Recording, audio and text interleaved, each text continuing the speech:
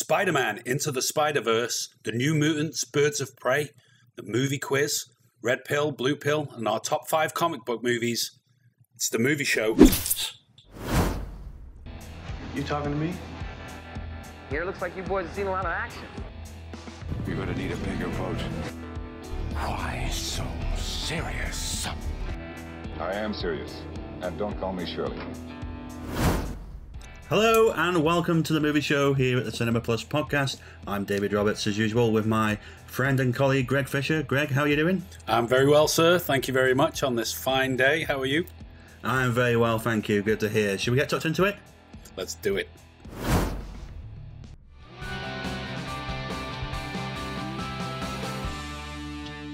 We kick things off with What Have You Been Watching, where we talk and discuss about some of the films we've been checking out over the last week. So, Greg, what have you been watching? This week I watched Birds of Prey, which is the Harley Quinn. I suppose it's a sequel to the Suicide Squad, or a standalone spin-off, whichever way you want to describe it. That stars Margot Robbie again. It also stars our favourite Jedi, Scottish Jedi Ewan McGregor, as the bad guy. He plays Black Mask, I think the guy's name is the character. So this is, as I say, a bit of a spin-off of the Suicide Squad thing. Obviously, Margot Robbie was incredibly popular with people playing the character of Harley Quinn from the DC Universe, who is basically a character that rose to fame via the Warner Brothers Batman cartoon when, they made her quite a prominent sort of side character as the Joker's, cohort and sidekick. And then they followed that up in the Suicide Squad with our Jared Leto incarnation of the Joker. But I think it was so popular, her performance was so popular that they've done this spin-off movie. It's not terrible. It's not the worst film I've ever seen, but it's certainly not the best either. It's kind of annoying because it really stays faithful to the kind of comic book format in that she's narrating it all the way through. So you've got this kind of narration, and the narrative jumps back in twos, like flashbacks and flash forwards, and it gets a little bit confusing sometimes. You're thinking, what the hell? What's going on here? The visuals are stunning. The action is great. There's a couple of funny moments in there. It's not too bad. It's not my favorite thing in the world anyway, so, I was pleasantly surprised that it was durable, or endurable, I should say. At the very end, because she basically puts her own team together, this team of female kick-ass sort of Fox Force 5 types that are, all team up to give Ewan McGregor and his crew a bashing. But towards the end, it gets a little bit like Batman and Robin, Joel Schumacher, really sort of crazy colors and almost like a tribute to the 60s Batman again, and it becomes a little bit silly. So, not the greatest film in the world, but certainly not too bad. I imagine it's popular with those that love that particular slice of the DC universe. So, I was watching that. I think I found it quite strange because to me it came across when I watched it that it felt like a Looney Tunes cartoon. Yeah, that's a good description of it, yeah. They're doing all these... It just felt like set piece after set piece. It was like almost like dancing acts on Britain's Got Talent or something. Like, this is the one with rain in it, and this is the one with glitter in it. And, and they're just... The fighting didn't come across very realistic or like other comic book movies seem to have a good edge to it. It just seemed very slapstick. I found it a bit odd. Yeah, it was obviously a vehicle for capitalizing on the popularity of Margot Robbie's incarnation of Harley Quinn, and there was nothing. There was no meat on the bones, if you know what I mean. It was nothing really seriously engaging about it all. So, what about you, buddy? What have you been watching?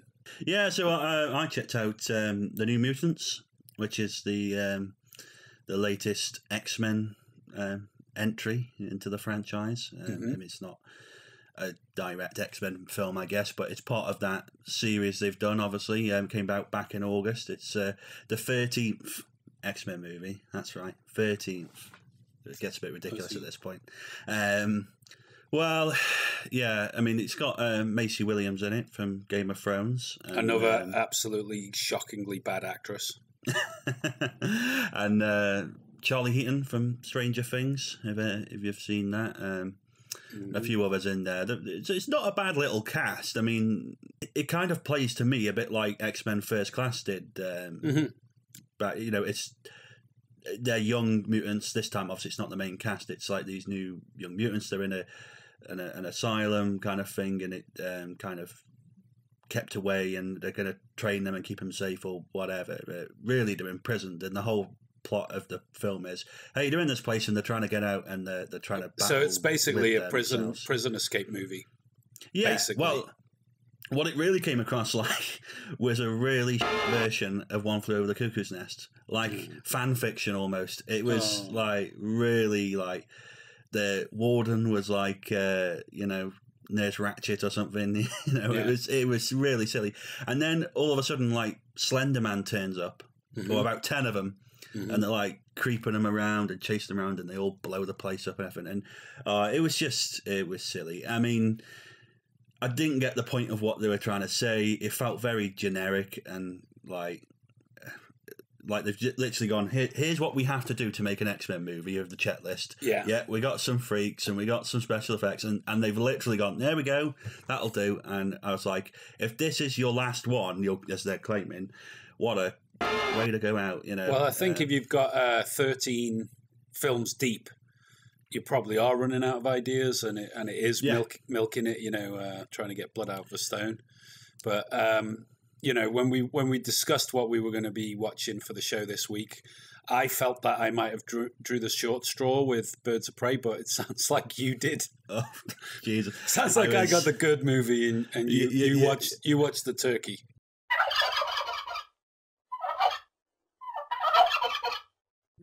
Yeah, absolutely. I mean, I ended up watching both, but I mean, definitely Birds of Prey was much better than this. This was just... it felt empty and hollow. I'm glad I haven't watched it. Yeah, I really wouldn't recommend it. It's, I literally got about 50 minutes into the film, and I was there going, I just don't give a anymore. Like, did you pick your phone up? Did you flick through your phone? Oh, yeah. That's always a bad sign. That's a bad sign, yeah. Yeah, if you're picking your phone up and checking Twitter and having a look at your Grindr or whatever it is, then it's a bad sign.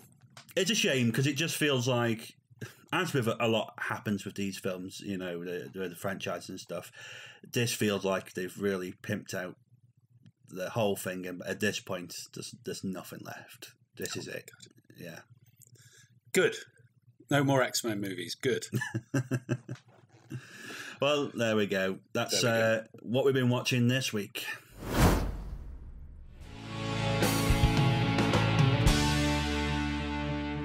And now we come to Movie of the Week, and this week it's Spider-Man Into the Spider-Verse, the 2018 computer-animated superhero film. It follows the story of Miles Morales on Earth 1610. It's set in the shared multiverse story, the Spider-Verse, that they are pushing now. He becomes the new Spider-Man as other Spider people from various dimensions join him in New York City as they aim to defeat Kingpin.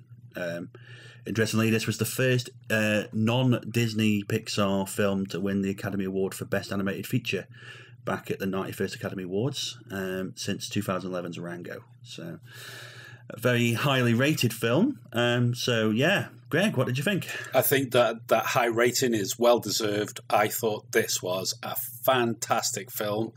I'm not the biggest fan of animation, to be honest. I like some stuff, usually, like if you watch a Disney film with the kids, you have a good time. You watch Toy Story or something. I enjoy it then because you're watching it through their eyes. You're having a good laugh. You're getting all the jokes, and I can put up with it. If I'm sat on my own and I want to put a movie on, I don't want to watch animation. And even with stuff like the Wes Anderson stuff where he did Fantastic Mr. Fox and Isle of Dogs. As much as I love Wes Anderson, I just couldn't bring myself to sit through them. I don't know what it is, but I struggle with animated stuff really, generally. But having said that, I thought Into the Spider-Verse was absolutely wonderful. The visuals were brilliant. The story was really fresh and entertaining. I love the character of Miles Morales and his rites of passage journey into becoming Spider-Man. It's just such a good, fun film. And, I know this kind of thing isn't usually your cup of tea, but as I said when I watched it, I thought you should see this. You've got to just check it out because it's such a good quality film. So I was really impressed. What about you? Yeah, I mean, obviously, this came recommended from you, and and you're a big Spider-Man fan. So I thought I'd give it a chance because you were praising it so highly, but I did have misgivings. I did think, no, I'm not sure about this. But absolutely, really pleasantly surprised. I'd say I'm kind of similar. I'm not the biggest animation fan. I do like Pixar. And I like some of the older classic Disney cartoons, but there's other stuff I'm not a fan of. It's not my go-to, and it does depend on the style sometimes. I think mostly the style of animation here was very nice. It was a bit different, and sometimes it kind of felt a bit weird. But most of the time, I thought it had really nice, particularly the facial animation. Was really nice, and the color palette was very nicely chosen. It was really loyal to the source material, I thought, as well. It did some really interesting things. I mean, some of it was like you were flipping the pages to some fantastic, comic version of this particular story. And I thought, whoever's put this together, they've done such a really good job at paying tribute to the source material in that sense. Because, as you say, I am a Spider-Man fan. I that when I was a kid, that was probably my favorite superhero. Certainly on a level with Batman here. But the more recent films, the Amazing Spider-Man films, as we've discussed previously in some of the pods here, I didn't enjoy. I'm not crazy about the Tom Holland incarnation, to be honest. I mean, Tom Holland's good as Spider-Man, but I'm not crazy about those films that have come out.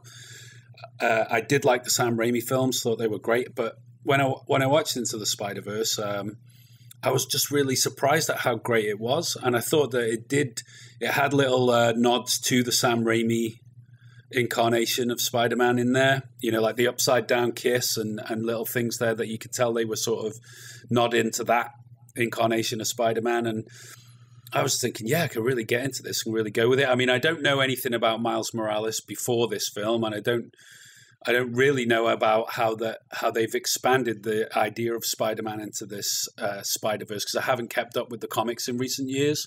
So Spider-Man to me is Peter Parker and, that sort of old incarnation of him. But that's what I loved about Into the Spider-Verse is you get that Peter Parker as he's, sort of in his 30s. He's put a bit of weight on. He's got a little bit of grey hair, and he's kind of like, he's an older, wiser Spider-Man, but he's also, he serves that purpose of, in a way, breaking in Miles Morales into what's to come, and being his mentor, so to speak. And I really like that idea of that. And bringing in these different incarnations of Spider-Man was a lot of fun. Like the one of them was the Nick Cage Spider-Man, who played the noir Spider-Man. I thought that it was really great that they had Nicolas Cage voice him. Well, I think with the Miles Morales thing, I've heard a lot about it recently because they're talking about the new video game is going to be based around him and all this. So it keeps on coming up, but I've kind of previously just been brushing it off as kind of, how silly, Peter Parker, Spider-Man, what's this nonsense, and then I watched this and I thought, actually, I quite like this Miles Morales He's figure. great. He's a really good character. Good character, nice backstory. I love that backstory that his dad was a cop and his dad doesn't agree with the idea of a vigilante. And his uncle playing the Prowler. That was a really good element to it as well. I thought it gave it that real, tension. Give it an edge. Yeah, it did. I was impressed. and the multiple timelines thing. I think it's not an original idea in sci-fi and superheroes. We all know it's been done a lot of times. But they did it in an original way. I thought. I think it was done quite well. I was impressed with it. I think some of the characters was stretching it. I think that was my. You're talking about Spider-Ham. Spider-Ham. Even, to be honest, although Nicolas Cage was funny as the noir character, it felt out of place.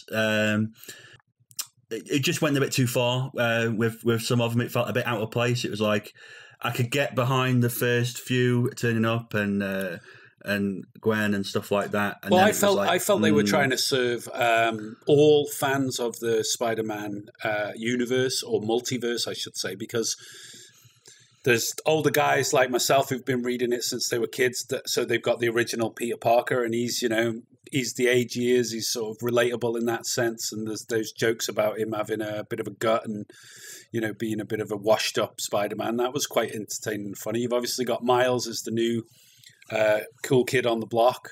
And then you've got all these other different versions that I felt were sort of, in a way, fan service. They were, but done. I thought they were done in a great way. I enjoyed them. I don't know much about these other incarnations, but being introduced to them via this film, I was willing to go with it and accept it. And I thought, this is good fun. This is a good idea here to join up all these different versions of Spider-Man and Spider-Woman and. I think they were definitely trying to serve fans, and it didn't harm it. It wasn't like they were detrimental to the story. It just felt like, did they really need to be here? I think you'll find if they didn't have them and it was just Miles and Peter Parker, it might have been a bit empty and a bit vacuous there. That I think they propped them up. I thought it was a good element to it, and certainly one of the best animated films I've ever seen. To sit there for 90 minutes and just be stuck to the screen and really enjoying it as I'd enjoy any other movie, for me, that's a good sign. Because as I say, I find it hard to stick with animation for too long, most of the time. But this is one of the exceptions to the rule. I'd watch it again, and I'd look forward to a sequel if it was just as well done. I think they are supposedly working on one. I think that's why the game's been brought out, because of the success of the Spider-Verse film. PS5's released a game with Miles as Spider-Man, but I'm sure that's cool. It's cool for people. They enjoy that. Spider-Pig did provide the best joke of the film, though. I felt that's all, folks. Are we allowed to say that legally? Oh, Spider-Ham, it was great. I thought that was brilliant. I keep saying Spider-Pig because it reminds me of Spider-Pig from the Simpsons movie. Spider-Pig does whatever a Spider-Pig does. Okay, Flanders. Well, there we go. Into the Spider-Verse. I wrote a review of it. You can read that on the moremovies.co.uk website. It's up there this week, so go and have a look at my own personal thoughts about this film. My own personal history with the character of Spider-Man is all covered in there. So, give that a read. And there we go. Into the Spider-Verse. Top marks from me. Oh, my spider sense is tingling again. That can mean only one thing. It's time for another film review from Don Corleone. Hello. This is Don Corleone with another film review for the Cinema Plus podcast. This week is a comic book theme week, so we're reviewing a film called Batman. It's about a vigilante, a rich guy called Bruce Wayne. This guy has far too much money, and he likes to spend it on high-tech gadgets and a fancy car. He's got himself a crazy costume. He likes to go about with his best friend and fight crime in the city. These are a couple of crazy swinging 60s type guys wearing tights and silk capes. They like to fly about and look for trouble in any quarter of the city that they might find it. In this particular movie, they try to find trouble out in the ocean and end up getting into a fight with Jaws, the shark. As you can see, they're gonna have to use some organic shark repellent to deal with this problem. Luckily, there's a spray for every occasion. Goodbye, Mr. Shark. You won't be messing with the Batman again. So, you got a couple of jabronis here causing trouble. Batman and Robin here are hot on their heels. A lot of the action in this movie takes place at sea. I can only assume that whoever directed it was some sort of mariner. Anyway, there's plenty of action. Lots of fun set pieces in which the main actors get to jump about and splash themselves in the water whenever they need cooling off. Like this guy here, he seems to have had enough, so he follows suit and jumps into the harbor straight after his friend. So Batman himself is trying to terrorize people with an explosive device. Every corner he turns, somebody's trying to avoid this explosive for fear that it might blow them to kingdom come. Although this might seem like an incredibly far-fetched story, I have it on good authority that it's actually based on true events. So, you got the Penguin, the Joker, the Catwoman, the Riddler, and they're all causing a lot of trouble. End up in a huge fight on the submarine at the end. That's gotta hurt. Well, as you can imagine, our hero saves the day and everything's brought to a satisfying conclusion. I give this movie 1, 2, 3 Corleones out of a possible 5. I hope you can join me next week for another film review. Well, there we go. Different as always from Don there. Yeah, he's getting quite a stack of films under his utility belt, isn't he? He certainly is.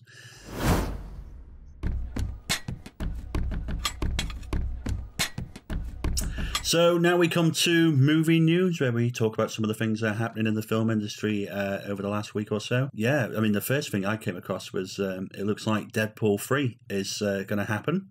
Good. It's been announced by Marvel and Disney. It should be quite interesting, really, because it's going to be the first R-rated movie from the House of Mouse, really, right. Which is, to me, that's quite groundbreaking. But I think it's something they're going to have to do. Yeah. You know, considering they've bought 20th Century Fox and obviously they're buying up other brands and stuff. They're kind of becoming more than just Disney now, aren't they? They're becoming a conglomerate entertainment entity, so they need to do more. So, yeah. Well, I'm not surprised with a character like Deadpool. You know, he's kind of like the Punisher. He uses guns. He's quite violent. You know, it's a violent character in that sense that, you know, you're going to see heads get blown off and bullets flying and all the usual mayhem. So not surprised that it's R-rated. And obviously some of the jokes are a little bit more adult in their content. So, you know, but I mean, you know, I was never a massive Ryan Reynolds fan, but I got to say as Deadpool, he's absolutely brilliant. He was born to play it. Yeah. It's funny, isn't it? It definitely works. I don't know if you've ever seen The Green Lantern, but that's like the worst movie I've ever seen in my life, or one of them. And it was just awful what they did with that, because I thought that was quite a good comic book character, but what they did with the film was a real piece of dog. Whereas, you know, he fell into the Deadpool role and, you know, like a duck to water. I was looking into this idea of them bringing Wonder Woman 84 out on HBO VOD at Christmas. So I think they're bringing it into the theatres, but they've also sort of rolled it out and said, look, if you can go to the theatres to see it, great, go and enjoy it safely where you can. If not, sit at home, be comfortable, and watch it in the comfort of your own sofa, you know. Which is quite a cool thing to do. I think a lot of the fans are like, oh, thank you.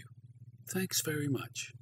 Same day release, isn't it? 25th of December, both theatre release and HBO Max. That's it, HBO Max, yeah. I guess in the UK that's going to be Sky or Now TV or one of them, I think. I think they have the deal with the equivalent. It's usually Sky, I think, because they had the Game of Thrones stuff, and that was HBO as well.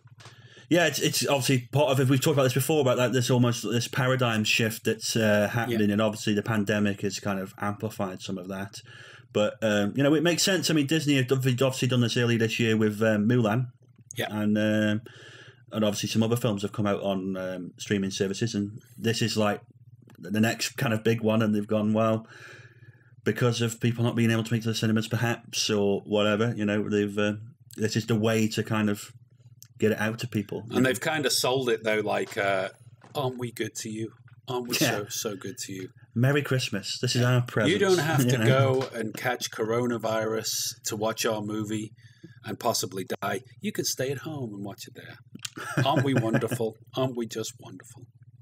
Well, I mean, other big news, talking about streaming services, I've just read Coming to America, and that's coming to America. Yeah. Very good. The second. Very good, Eddie. It's the sequel, of course, to the 1988 original, the classic Eddie Murphy comedy. I love that film so much. I'm so worried about this one. I'm extremely worried as well. I mean, I'd love to be wrong about it, and I'd love to, if James Earl Jones is still in it, if Arsenio Hall's still in it, and they've got all the great ingredients from the first one without it feeling like a rehash, then it should be good. But when was the last great Eddie Murphy film that you watched? It's going to be sometime in the 90s. Yeah. What, Naughty Professor or something like that, maybe? Yeah. Or Naughty Professor was okay. But then you go into things like Pluto Nash. And, yeah. Like with a lot of great actors of his generation, the stuff they've done in recent years has not been as good. So I am a bit worried that he's now venturing into that. Let's take one of my most successful and beloved films and do a sequel 30 years later. So we'll have to see. It is worrying, but the news has come out though that it's Amazon Prime have bought the rights to it, so it's going to be coming out on Amazon Prime in March next year. So not long to wait, actually. No, it'll soon be out once Christmas is over, and it'll give us something to talk about, won't it? It will, and obviously this is following on from, I think, looking at like Borat 2 with Amazon Prime. Mm-hmm. It seems like something they're going to be taking up, some of these kind of comedies and stuff. The only other thing I had as well for you was, I don't know if you know, there's a new Bee Gees documentary coming out. It's called How Can You Mend a Broken Heart? And it's by filmmaker Frank Marshall, Big Frank. And they've done a really nice sort of all-encompassing Bee Gees story, which looks quite good, actually. So there's going to be plenty of cue the music.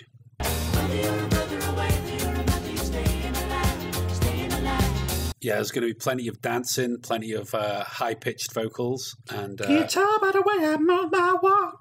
That's it. I'm a woman's man, no damn at all. But they got some interesting visuals going on with that. Cleaned it all up, got all the great footage from over the years. It's quite a tragic story of the brothers there, because they're known as the three brothers, Morris, Robin, and Barry Gibb. There was a fourth brother that sadly passed away, and he was the youngest of them all, and that was in the 70s and stuff. And obviously now there's only one of them left, so he's at a loss of what to do with himself without his sidekicks there. But that should be good fun. I do like a good rockumentary.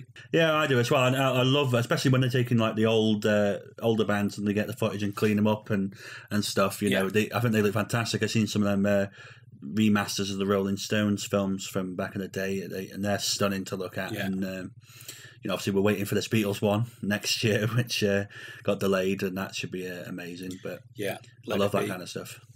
Cool. So there we go. That's movie news for this week. Let's get ready to film fight! Okay, Dave, get your dukes up, buddy. It's the film fight. And obviously this week we're talking about comic book movies and such. So I thought it would be a good idea to have a film fight about the Avengers. And I mean like the Avengers movie as in the MCU, all told, spin-offs, everything to do with it. I know you hate it. I kind of like it. Let's get it on. You've got 1 minute at the sound of the bell now. Okay. Well, I think I kind of agree with Martin Scorsese, and that these are not real cinema. They're a bit like a theme park ride, and I kind of get with him on that. Not 100%, but I kind of see where he's coming from. I mean, it's a bit like the Ricky Gervais joke he told, wasn't it? That have they got an award for the most roided actors? Because that's all these films are full of. I think these films, in particular these Marvel and Avengers films, they've become something other than films.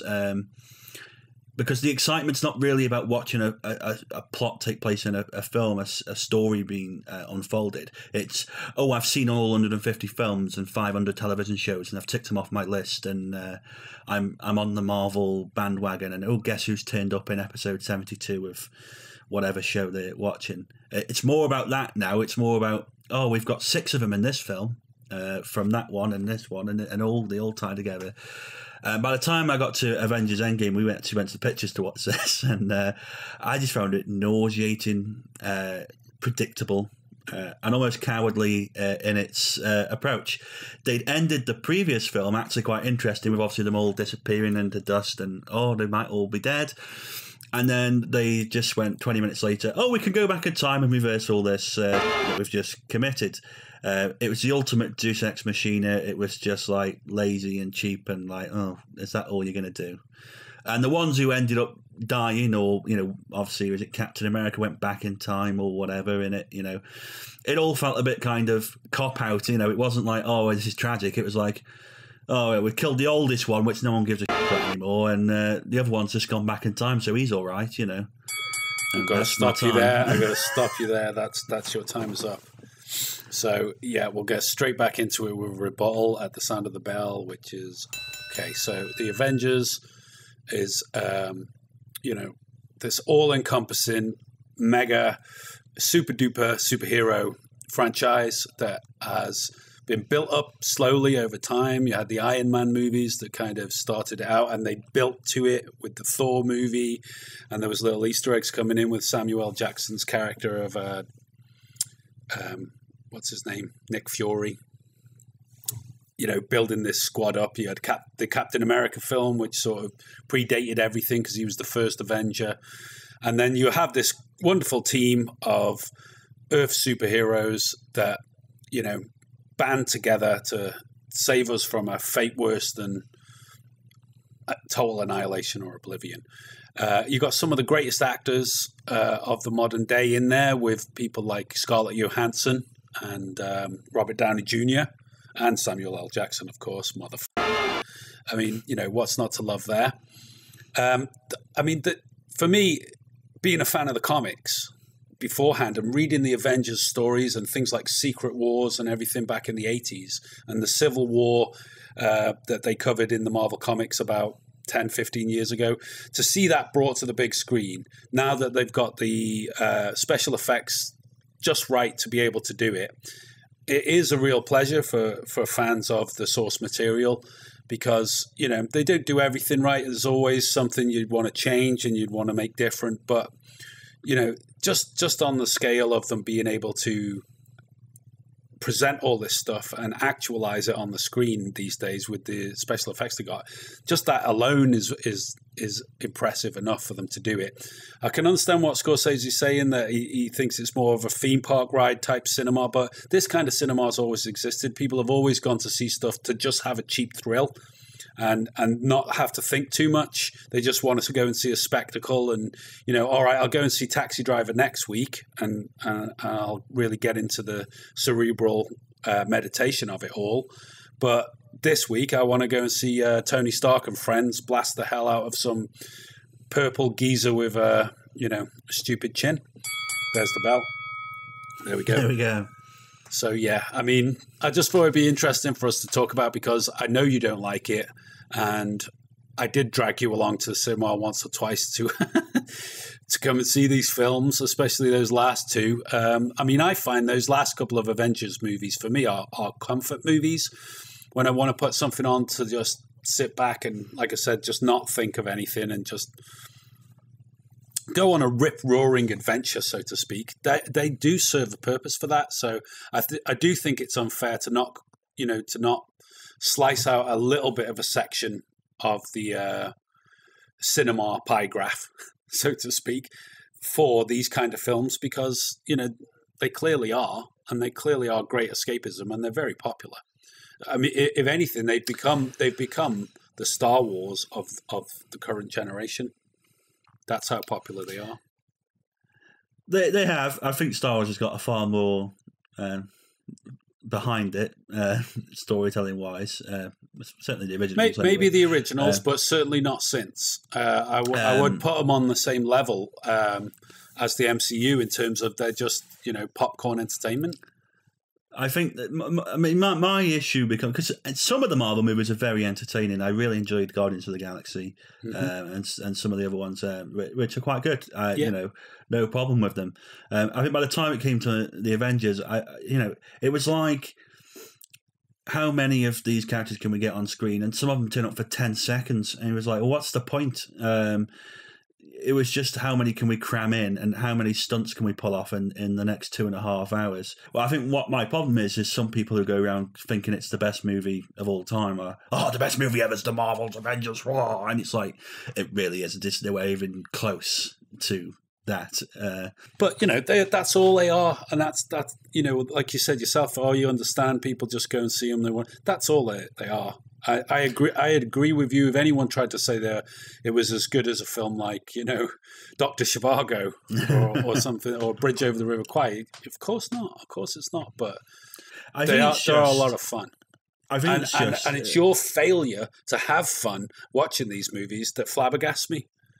I think my problem is it's with a lot of these things. It's almost like we talked about X-Men. Yeah. It's how far's too far.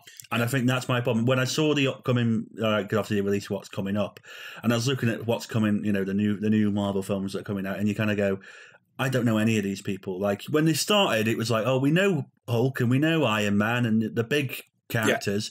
Yeah. At this point, it's like they're scraping the bottom of some barrels to find who the hell are these people that they're bringing out now? It's like, come on, like, is it really worth $100 million budget to put out a character no one's heard of, apart from a bunch of 40-year-old nerds in a comic book store in Springfield? It's like, when do you... It is not useless. It is a original itchy and scratchy plate. Comic book guy. Well, look, let's draw a line under it. Let the audience decide. Marvel, yes or no. Are you a Scorsese guy or are you a Tony Stark kind of a fan? Do you like the MCU or do you think it's a load of dog? Let us know in the comments.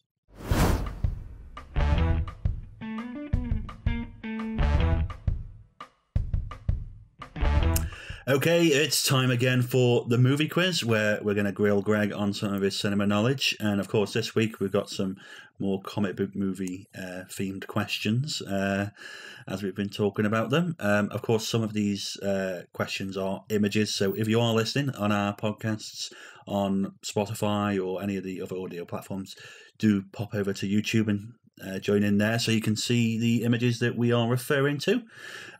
Feel free to join in at home and let us know your scores in the comments below, but no cheating, okay? So, Greg, you ready to get started? Yes, sir. I'm all ready. Brilliant. Okay, let's kick things off with question number 1, which is an image. So, what do you think this is?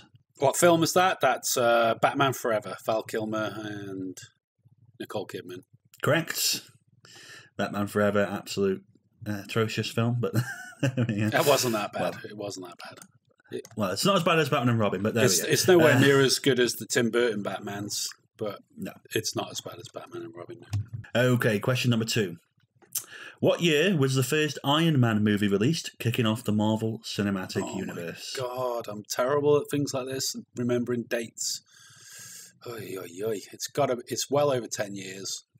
So 2007? Oh, very close. It was 2008. Oh, man, come on. Very close. Okay, question number 3. Who was the last holder of the Space Stone before Thanos claims it for his Infinity Gauntlet? The Space Stone? Was that... Doctor Strange got the Time Stone. Was the Space Stone the one that Thor has to get from nowhere? which would be, what's that guy's name? Benicio del Toro plays the. I can't recall it. What's his name? You tell me. Loki. Oh, Loki had it. Oh, I didn't know that. No, I was going for someone else. So. Okay, number 4 is a plot, okay? Yeah. So I'll give you a plot of the film, you tell us what you think it is. Yeah. 2 boys come to a private academy for their kind, whose residents must oppose a terrorist organisation with similar powers. 2 boys come to a academy. Mm-hmm. Sounds a little bit like X-Men sort of thing going on here, but... That's correct, it's X-Men. Ah, there we go. The original, 2000. Okay, number 5 is another image, so what do you think this is? Is that The Watchmen? That's Watchmen, correct. The 2009 classic. Okay, question number 6. What is the name of the wrestler played by Randy Savage in Spider-Man? Bonesaw is ready! Hey, freak show, when you come down here, I'll teach you a lesson. Correct, Bonesaw. I love that character, it's so cool. Brilliant. Okay. Number 7 is another plot. An unnoticed high school student and comic book fan one day decides to become a superhero, even though he has no powers, training, or meaningful reason to do so. Kick-Ass? Kick-Ass, correct. Mm-hmm. It's quite good fun. Number 8. Who plays the criminal genius and Superman's nemesis, Lex Luthor, in Superman 2? Gene Hackman? Gene Hackman, correct. Okay, number 9 is another plot. A man learns something extraordinary about himself after a devastating accident. Unbreakable. Correct. That's a great film. Classic film. And number 10 is another image for the last question. Oof, is that the Sandman from Spider-Man 3? Spider-Man 3, correct. All right. There we go. How did I do? 8. 8 out of 10, sir. Superman! Excellent stuff. Let us know your scores in the comments below and join us again next week for more from the Movie Quiz.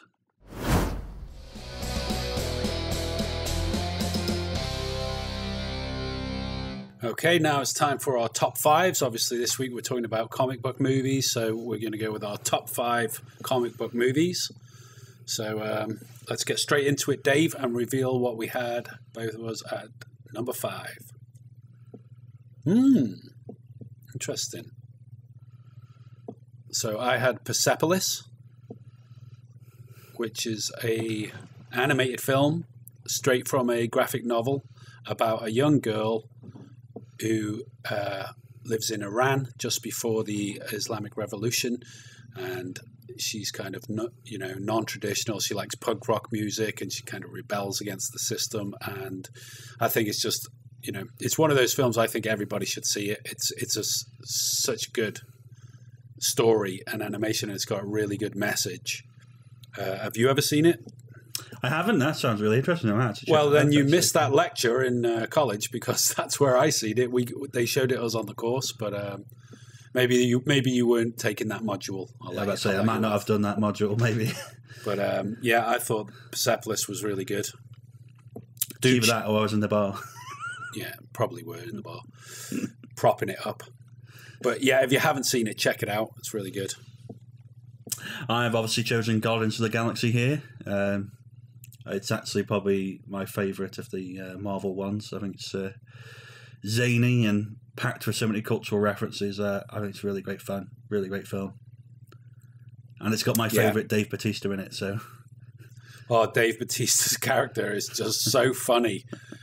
I didn't really know about Guardians of the Galaxy beforehand, even though I'm a kind of a comics book fan, but I didn't really know much about them. So when the movie came out, I just let it pass me by. But then other people were saying, "Oh, check it out! It's really funny." And then I watched the trailer, and I seen Dave Bautista in the trailer, and I was like, "Oh, I've got to watch that! It looks so funny, hilarious." And the second one was quite good as well. Okay, so let's have a look at what we had at number 4. Open the doors. Interesting. So Spider-Man 2 for me. Loved the Sam Raimi Spider-Mans. Felt like Spider-Man 2 was the the best film of the three. Had the great Alfred Molina as Doc Ock, and a continuation of the thread between Tobey Maguire's Peter Parker and Kirsten Dunst's Mary Jane. Really enjoyed it. Thought it was a really good sequel, one of the best sequels I've ever seen, and that's why I had a number 4. And I obviously had Logan, which, as mentioned earlier, I think is the best of the X-Men films. I think Hugh Jackman plays a really great character study in this one as Wolverine, and obviously it's set after all the events many years later, and it's a much more deeper kind of emotional film, I think, which is a much more interesting story. And you've got the great Patrick Stewart as well as an ailing Professor X. Yeah, quite a tragic version of Professor X, really, in the whole kind of losing his mind element of it. It's quite sad, really, but plays it brilliantly, as he always does.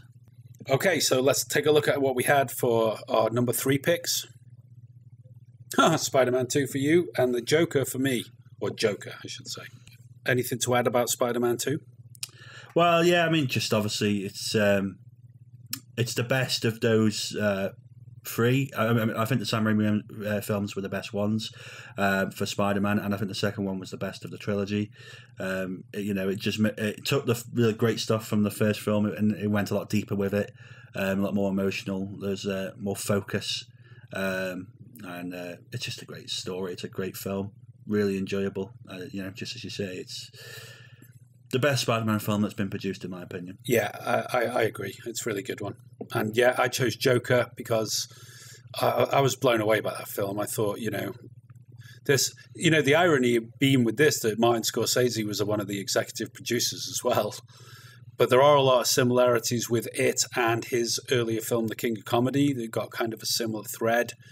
If you took away all of the dressage and everything on each film, you've basically got the same story about a nobody that has aspirations to become, one of the greatest comedians in the world and ends up doing, psychopathic and wild things in an attempt to try and realize his dreams. But Joaquin Phoenix, I thought, just gave such a great performance. When they announced that they were going to do it, we're both big fans of the Heath Ledger incarnation of the Joker, and I thought they're really trying to, get blood out of a stone here with doing another version of the Joker. They're trying to cash in on it. But when I watched it and I realized what kind of film it was, I thought it was brilliant. Absolutely brilliant film. It is an absolutely amazing film. I actually struggled with whether to put it on this list, and I ended up not because of whether it's a comic book movie. It's one of them debates that people have had. How is it not a comic book movie? I think it is. Okay, that's fine. Let's move forward. Anyone who says it isn't a comic book movie is on crazy pills. But it's just, I think it's a tremendous film, absolute tremendous film. I think it's one of the best ones of last year, really. But I didn't end up putting it here. But very good performance and a very dark film. Yeah, it was. It was really heavy, actually. I wasn't prepared for quite how heavy it was going to be. But there was also moments to laugh out loud as well, where he's in the hospital and he's clowning around for the sick kids and the gun flies out onto the floor when he's dancing about. And he's, I ripped up laughing at that. I thought it was hilarious. Okay, let's have a look at our number 2 picks.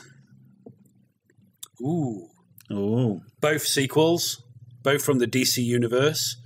You have gone with Batman Returns. I have picked Superman 2.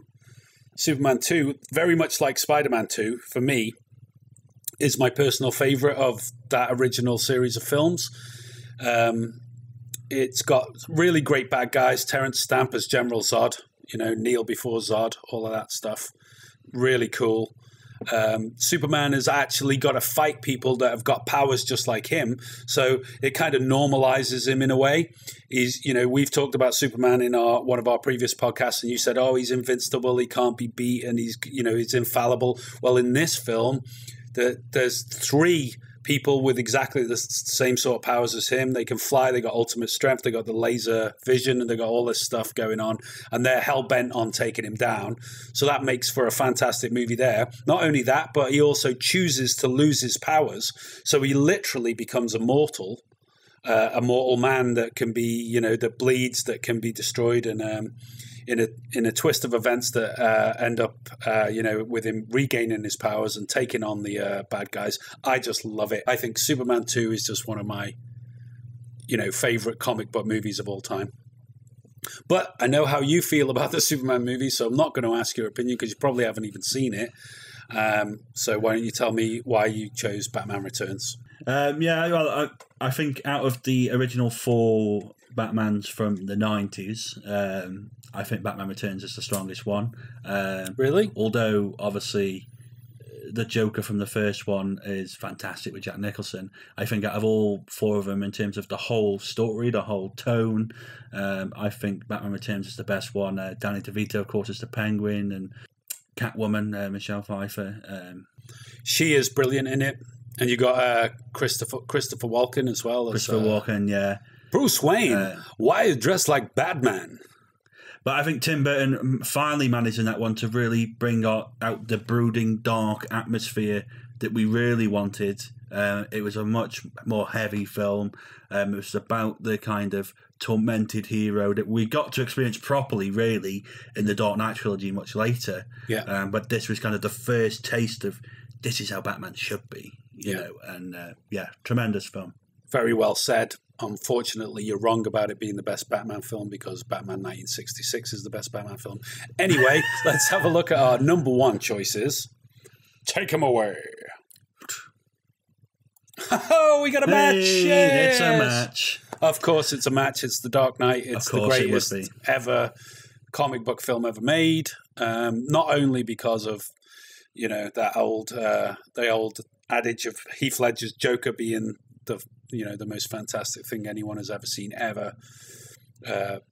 You know, you got this great story of conflict of love there with the love triangle between Harvey and Bruce and Rachel, and the stakes are higher. Even the mob's even scared of the Joker. You know, you got all this great stuff, and all done, as we've discussed before, in a world that is plausible. It's all, you know, you can believe it all. There's nothing too super about any of it, even though it's still ridiculous. You know, I mean, it's a rich guy who trains himself to, you know, become this Batman, and he's got all these really, you know, access to all these great tanks and vehicles and all this weaponry and stuff. It's obviously far-fetched, but it is done much more plausibly than, say, for example, the MCU that we were talking about earlier. Yeah. I think that's it's the reality of it, the grittiness of it, the placating. I mean, obviously, it's a much more like a crime mob film. It's a huge kind of saga piece, really, with the best villain and the best portrayal of that villain on screen. There's nothing better than someone who just doesn't care, you know, about the consequences. You know, it's one of Nolan's best work. You know, it's up there with Inception. You know, it's dark, it's complex, and the biggest thing is it's unforgettable. Yeah. I remember going and watching that film. I watched it about 3 times in 1 week at the pictures. Yeah. But I remember going and seeing that film and thinking, I want to make a film like this. Yeah, I think it had a massive effect on a lot of people, especially of your generation who were quite youngsters when they saw it. You know, I remember being at sort of acting sessions with youngsters, aspiring actors, and a lot of the kids there just wanted to be Heath Ledger after seeing that performance because, you know, it was so inspiring. It was one of them, wasn't it, when he was first announced that he was going to be the Joker? I think a lot of people thought, what? There's Heath Ledger? Yeah. He's not the Joker. But he became, you know, the quintessential Joker. I don't want to kill you. What would I do without you? It was an interesting one because, I think when he was first announced, I think, as you say, everyone was like, what? That's a very odd choice. And, turns out to be absolutely inspired casting choice. In our opinion, yeah, it's a great film. It's good fun. But that's it. That's our top fives. Tell us your top fives. Put them in the comments. Tell us what we missed, and let us know what your favourites were.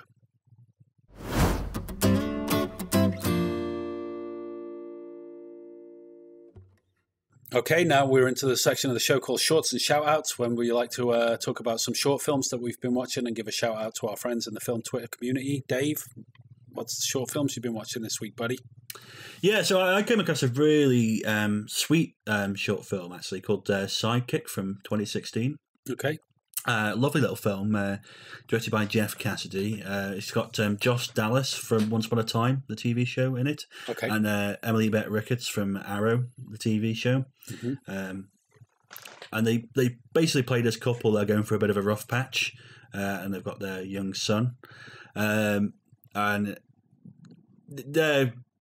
it comes across anyway that they're going to be breaking apart, so the wife tells the husband that, you need to tell our son, it's probably about 6, 7, something like that.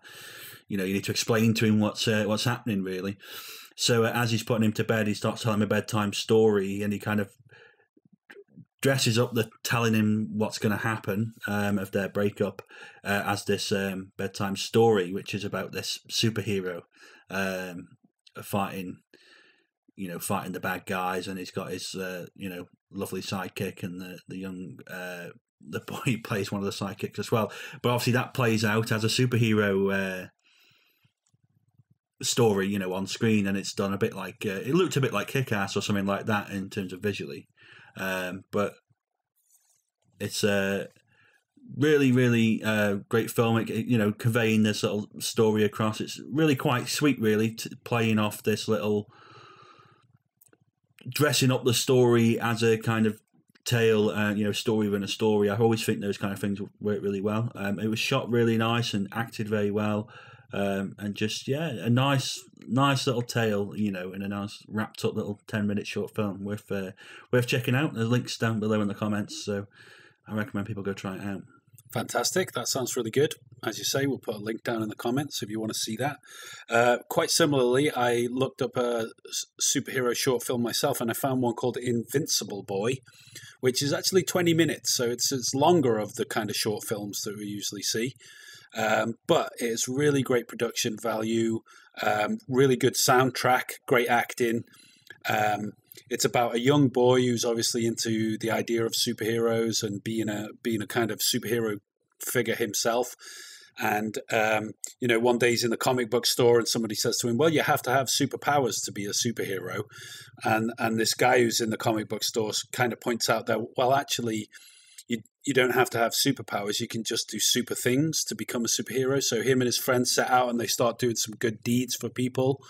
Like feeding homeless guy and trying to do, good things for people wherever they come across them, and feeling like they're being superheroes themselves. So it's really good film about imagination and about the importance of using your imagination and having these grand ideas and extending yourself further than you think it's possible to in certain ways. It's also a film where the young characters learn about the harsh realities of the world and life, and how that differs from the kind of stuff they're reading in comic books. But really good film. As I say, it's 20 minutes long, but it's it flies by quickly, and it's well worth a watch. So we'll put a link down below if you want to see that film as well. But I recommend it. Really good. Sounds great. I have to go check that out. Yeah, I think you'll enjoy it. It's good fun. So we'll just give a quick shout out this week to our own personal superheroes: Skip Bolden, Tico Romeo, Liam Jackson, Aaron Brown, Kid Creole, Kenny Palermo, and all of our great friends over there at Film Twitter.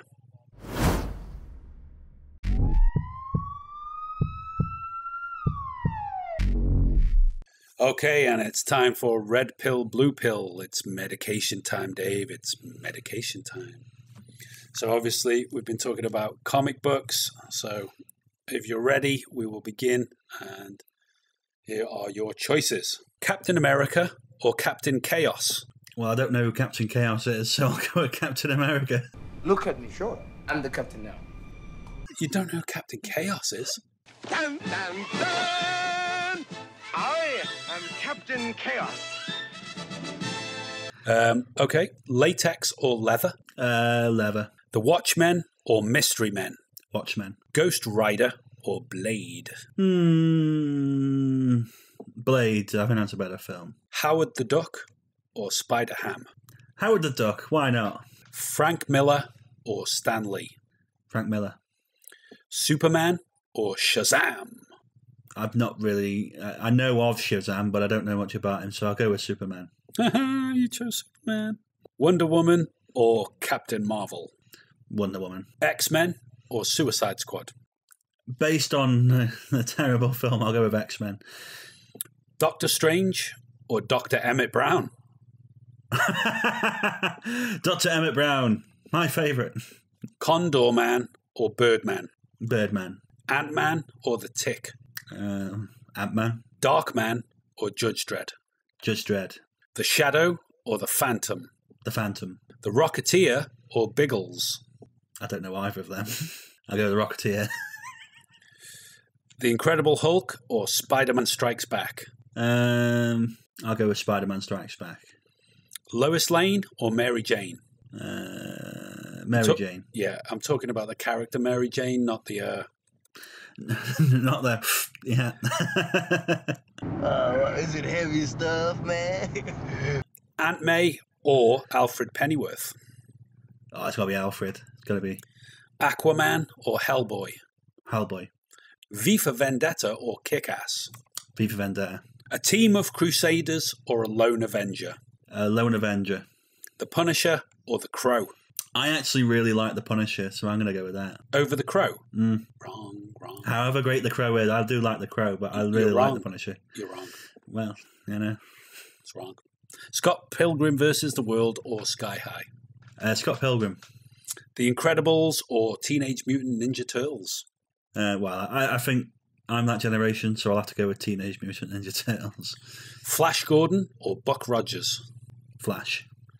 Ah! Savior of the universe. Tank Girl or Barbed Wire? Tank Girl. Spawn or Hancock? Hancock. And to finish us off, Marvel or DC? DC. There we go. That's your juice and lot. You're done. You're medicated. You should be feeling relaxed. You've had your Mary Jane. You've had your CBD oil. Feeling pretty good, right? Feel like I'm on sky high. Okay, that's it for Red Pill, Blue Pill this week. Let us know what your thoughts in the comments, what your choices were, and join us again next week for some more medication. Okay, that's it for another movie show this week. Thanks very much for joining us. We're glad to have you with us, talking about movies and enthusing about all things cinema. Check out moremovies.co.uk for a bunch of articles and reviews and all sorts of fun stuff we've got there on the website. And come and say hello on Twitter. We're at moremovies4. So come and give us a follow there. We'll follow you back and we'll be glad to hear from you. And be sure to leave your comments below and like, share and subscribe right here on YouTube. And remember to press the bell icon for more notifications. And join us again next week for more on The Movie Show.